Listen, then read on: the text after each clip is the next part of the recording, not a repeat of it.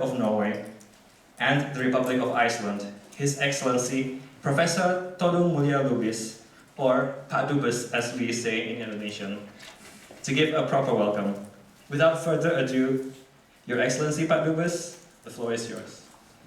Thank you.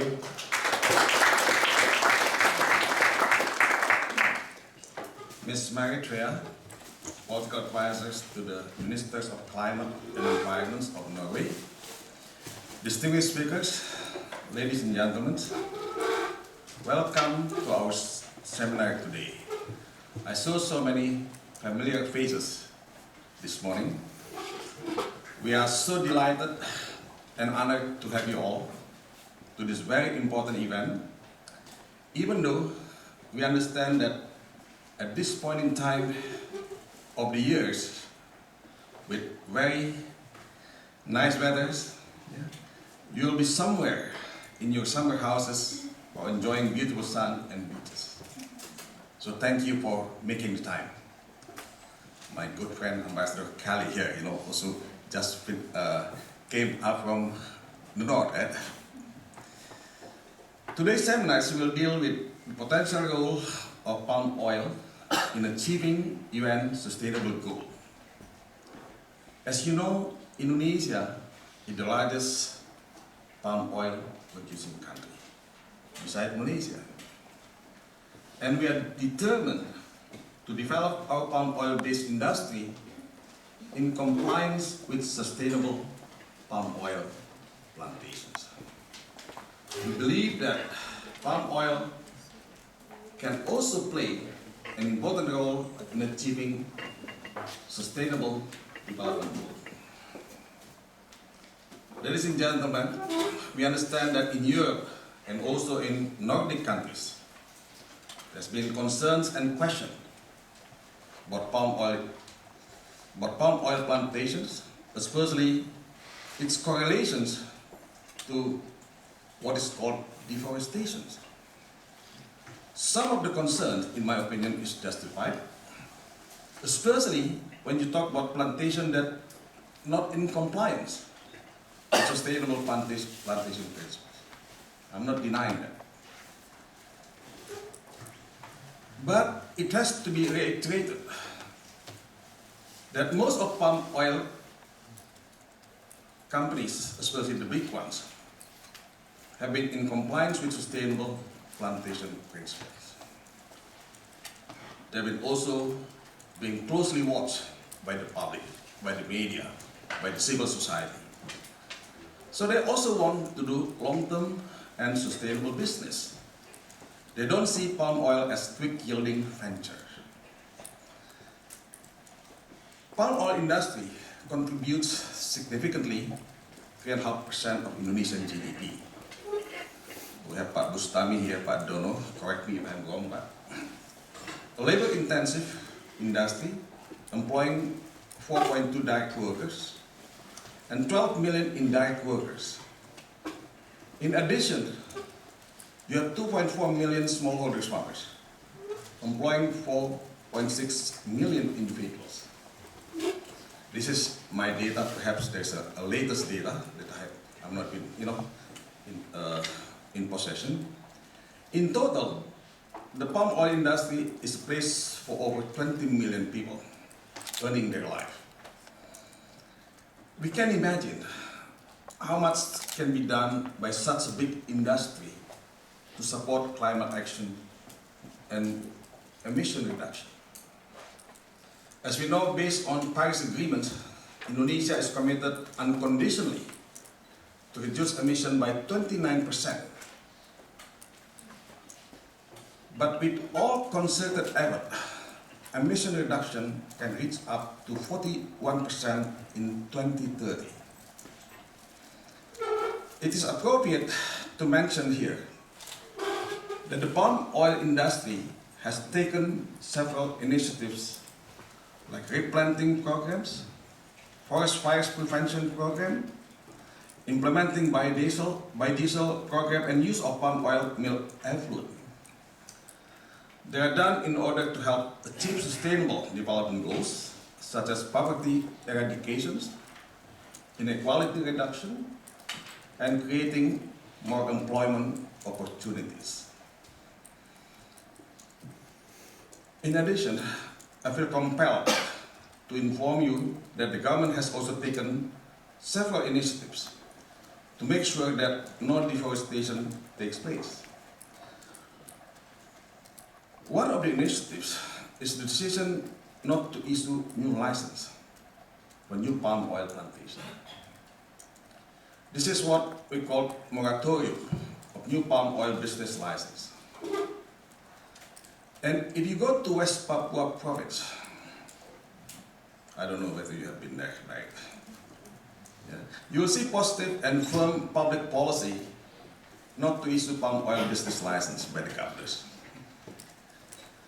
It is in this province you have the largest intact forest. The governor of West Papua province promised not to touch the forest. Minister of Climate and Environment of Norway, Ole of Vestland, visited the province and was so impressed with the commitments and the provincial governments to preserve the intact forests in West Papua. Ladies and gentlemen, there's been also criticisms toward Peat Land that's been viewed as intentionally neglected, irresponsibly misused and exploited. To deal with this matter, the government has set up an agency called Peat Land Restoration Agency. We have the chair of the Peat Land Restoration Agency here, Mr. Nazir Fuad, who come all the way from Indonesia. There are 12.9 million hectare peat land are to be dealt with. And Peat Land Restoration Agency has prioritized 2.49 million hectare in 7 provinces. This agency has done everything possible to make sure that the palm oil industry not to exploit peatland, and at the same time educating communities to help preserve the environment. It is my opinion that the Peat Land Restoration Agency has impressively succeeded in safeguarding the peatland throughout the country. When we talk about commitment to UN sustainability goal, please keep in mind that it is our collective commitment, both the governments, the industry, and the community as a whole, to work together. Smart and responsible business community will not irresponsibly destroy the forest in the name of profit. Our grandkids and grandkids will endlessly blame us if we don't preserve the planet. Needless to say that the future of the palm oil industry can only be secured if the sustainability principle is honored and respected. I would like to mention one other thing. Indonesia and Norway has entered into economic free trade agreements, comprehensive economic partnership agreements, or what you call it, EFTA-CEPA. It was signed in Jakarta in December last year, where I had the privilege witnessing the signing of the long-awaited trade agreement. Ambassador Fregat Khalil was also present at the time. As I scrutinize the agreement, I don't see palm oil being excluded. So as a matter of policy, Norwegians governments has not banned palm oil despite the fact that we hear so many noises voiced by politicians and environmental activists. As we know, EFTA-CEPA needs to be ratified, and we are waiting for the ratifications, both in Indonesia as well as in Norway. I'm not presenting many facts and figures here, the other speakers will do, but I believe you are well informed about palm oil business in Indonesia. The palm oil industry employs around 16 million people, And keep in mind that there are also millions of small farmers doing palm oil.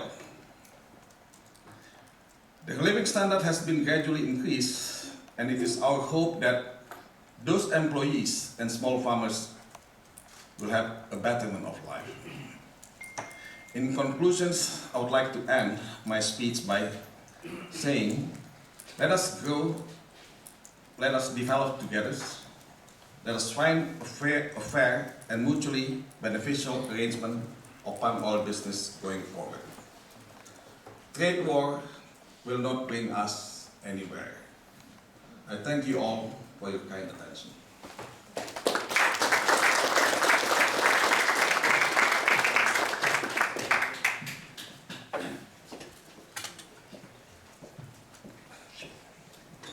Thank you, Pak Dubes. Now may I invite Ms. Marit Vea, the political advisor to the Minister of Climate and Environment of Norway, to deliver some remarks. Ms. Marit Vea, the floor is yours.